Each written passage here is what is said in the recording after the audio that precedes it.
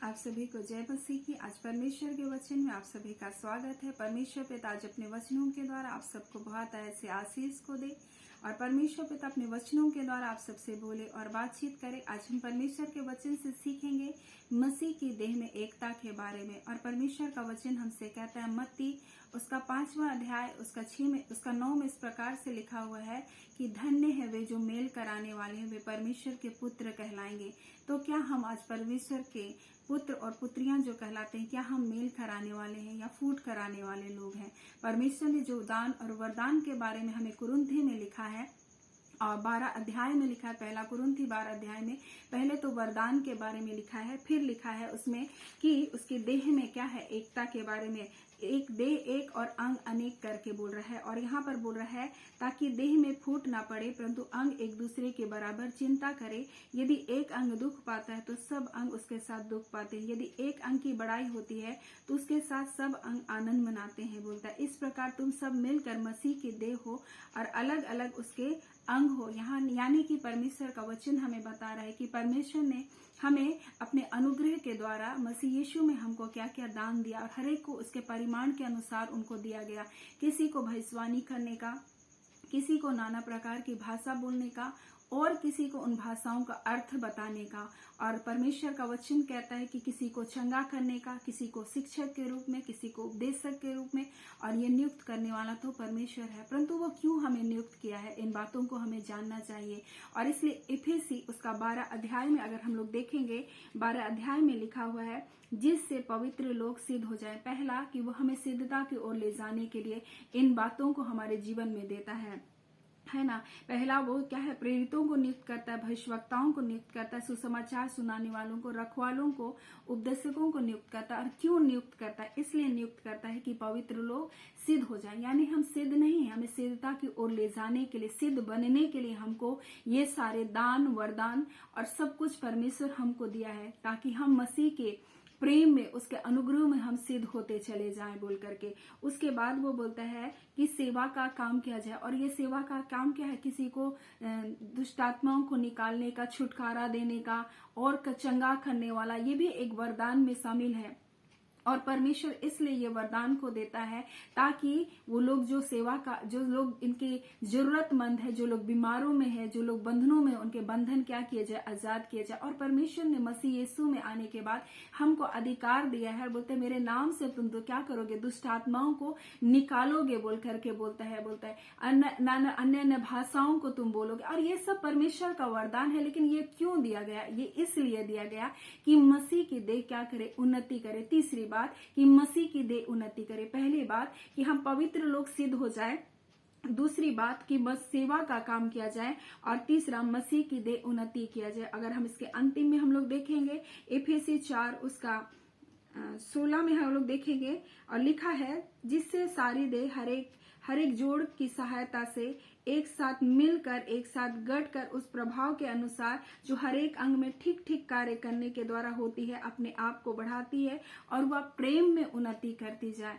इसलिए जहां नाना प्रकार के वरदानों की तुम धुन में रहो करता है, धुन में रहो, लेकिन मैं तुमको एक उत्तम मार्ग बताती हूँ, बोलता है वो प्रेम का मार्ग है बोलता है। और यही बात तो रोमी में भी बोलता है कि हमको जो वरदान भी मिला है वो हमारे लिए नहीं, वो हम दूसरों की उन्नति के लिए, दूसरों की सेवा का काम के लिए, ताकि मसीह के देह क्या किया जाए, उन्नति किया जाए।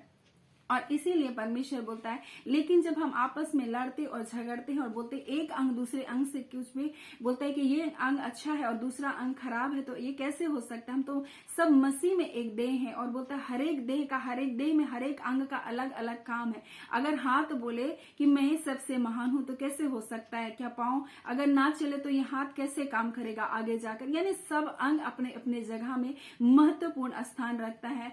आंख अलग स्थान रखता है तो पांव अलग स्थान रहता है। वैसे ही हम लोग सब मसीह यीशु में, हम सब क्या है, उसकी कलीसिया एक अलग अलग दायित्व को, अलग अलग कार्य को अपने जीवन में वो क्या कर रहा है, कार्य कर रहा है। इसलिए बोल रहा है कि इस कलीसिया में मसीह के देह में क्या ना पड़े, फूट ना पड़े, किसी भी अंग में फूट ना हो बोलता है, ताकि मसीह की देह क्या कर सके, अच्छी रीति से कार्य कर सके। इसलिए तो बता रहा है कि ताकि देह में फूट ना पड़े, परंतु अंग एक दूसरे की बराबर चिंता करे। एक दूसरे की हमको चिंता करना है, क्योंकि अगर एक अंग दुख पाता है, वैसे ही अगर एक कलीसिया को अगर सताया जाता है तो दूसरी कलीसिया में भी वो बातें आती है। और ऐसा नहीं होना चाहिए कि हाँ उसके ऊपर तकलीफ आया और हमको कोई परवाह नहीं, ऐसा नहीं है। क्योंकि अगर मसीह के एक देह में बोलते मसीह के देह में अगर एक अंग को तकलीफ हो रहा है तो सबको तकलीफ महसूस होना चाहिए। वैसे जब हमारे शरीर में एक छोटा सा स्थान अगर जलता है तो हम उस पीड़ा को पूरा शरीर क्या करता है, महसूस करता है। उस पीड़ा को पूरा शरीर दर्द को महसूस करता है।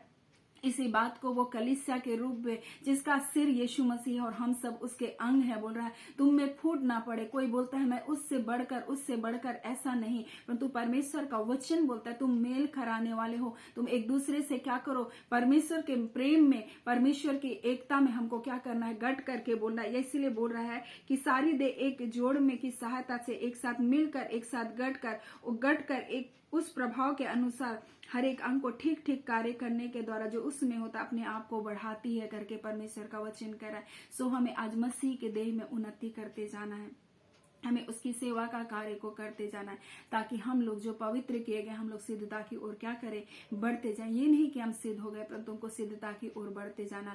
और इसलिए परमेश्वर का वचन पहला पत्रस में इस प्रकार से कहता है, सब बातों का अंत तुरंत होने वाला है, इसलिए संयमी होकर प्रार्थना के लिए सचेत रहे। और सबसे श्रेष्ठ बात है कि एक दूसरे से अधिक प्रेम रखो, क्योंकि प्रेम अनेक पापों को ढांप देता है। बोलता है जिसको जो वरदान मिला है वह उसे परमेश्वर के नाना प्रकार के अनुग्रह के भले भंडारियों के समान एक दूसरे की सेवा में लगाए।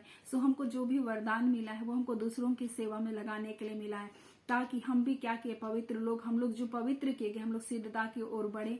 और दूसरा काम जो परमेश्वर ने सेवा का कार्य दिया है, दूसरे जय और छुटकारा को पाए, अपराधों से, बंधनों से वो आजाद हो जाए, बीमारियों से, रोगों से वो मुक्त हो जाए।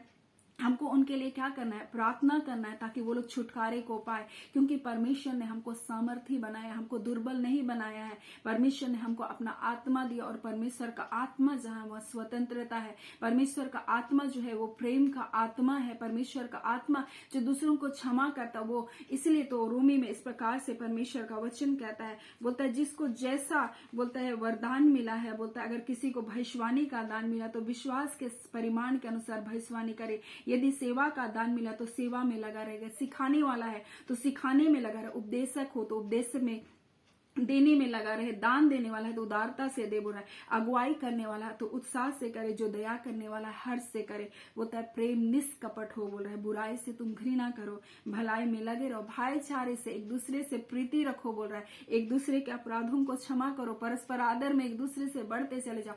और यही काम तो परमेश्वर अपने आत्मा के द्वारा हमारे जीवन से करना चाहता है, ना कि एक दूसरे पर दोष लगाना, ना कि एक दूसरे को नीचा करना, ना तो हार और जीत का कोई सवाल यहाँ आता है। यहाँ तो सिर्फ प्रेम का सवाल है, जो हमें मसीह यीशु में हमें क्या करना है, लोगों के जीवन को क्या करना है, जीतना, ताकि मसीह का प्रेम उनके जीवन में भी प्रकट हो, मसीह की स्वतंत्रता उनके जीवन में भी प्राप्त हो, मसीह की आजादी उनके जीवन में आने पाए, और वो भी उद्धार को पाए, वो भी छुटकारा को पाए, और वो भी अनंत जीवन के वारिस हो। और इसी मेल मिलाप का, इसी प्रेम की सेवा तो प्रभु यीशु मसीह ने हमें दिया। और इसके लिए, इस कार्य को करने के लिए परमेश्वर ने हर एक को वो दान, वो वरदानों से तृप्त किया है, ताकि परमेश्वर का कार्य पूरा हो, ना कि वो हमारे स्वार्थ के लिए या हम अपने आप को बड़ा बनाने के लिए हमको दान और वरदान परमेश्वर दिया। सो आज परमेश्वर अपने वचनों के द्वारा हम सबको बहुत ऐसे आशीष को दे। आमीन। आइए हम प्रार्थना करें। धन्यवाद देते हैं प्यारे पिता परमेश्वर, प्रभु यीशु के नाम से पिता हम आपके निकटता, आपकी हुजूरी में आते हैं पिता। इस सुंदर समय के लिए पिता हम आपका बहुत धन्यवाद देते हैं। आपकी दया, आपका अनुग्रह हुआ पिता परमेश्वर प्रभु जी। हाँ खुदावन परमेश्वर की हम सब मिलकर प्रभु आपके निकट आ पा रहे प्रभु, आपके नाम को धन्यवाद दे रहे प्रभु। हम इस जीवितों के इस भूमि में जीवित पाए गए पिता, हमें ऐसा दया, ऐसा अनुग्रह आपने किया पिता, हम आपका धन्यवाद देते हैं। हम सबके पाप और अपराधों को पिता आपने अपने बेटे यीशु के लहू से शुद्ध किया प्रभु, हमें अधिकार दिया प्रभु, और आपने कहा जो कुछ तुम मेरे नाम से, मेरे बेटे यीशु के नाम से मांगोगे मैं तुम्हारे लिए करूंगा। ऐ खुदावन परमेश्वर प्रभु, आज के दिन हर प्रकार की भलाई, सुरक्षा और जय पिता यीशु के नाम से पिता आपके बच्चों के जीवन में आने पाए। तमाम अंधकार के कार्य और दुष्ट आत्माओं की सारी ताकतों को प्रभु हम यीशु नासरी के नाम से बांधते हैं प्रभु, जो आपके बच्चों को जीवन को प्रभु जी आपके सत्य के वचन से बरगलाती है प्रभु, व्यर्थ बातों की ओर लेकर जाती है प्रभु। हाँ पिता परमेश्वर, आपके सत्य से प्रभु ने फेरती है खुदा, ऐसी सारी युक्ति और शक्ति को प्रभु बांधते हैं खुदा, और आपका वचन खुदावन प्रभु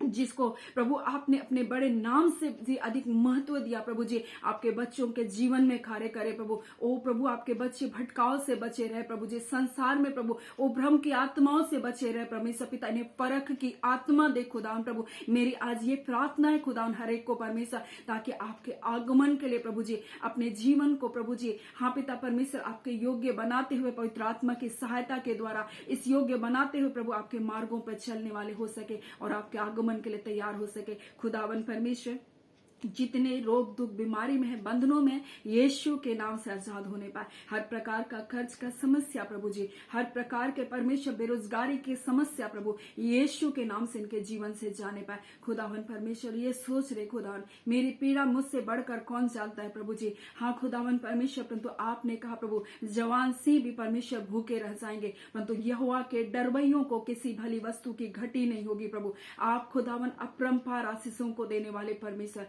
अपनी अद्भुत आशीषों से अपने बच्चों को मालामाल कीजिए पिता, आपकी भलाई को देख सके प्रभु, आपकी शांति जो समझ से परे इनके मन इनके हृदय की रक्षा करे। खुदावन पिता परमेश्वर, आपने प्रार्थना सुना पिता, प्रार्थना आपके बेटे यीशु के नाम से हम मांग लेते हैं, दया सुन अनुग्रह से ग्रहण कर लीजिएगा, आमीन। परमेश्वर पिता आप सबको बहुत ऐसे आशीष को दे, आमीन।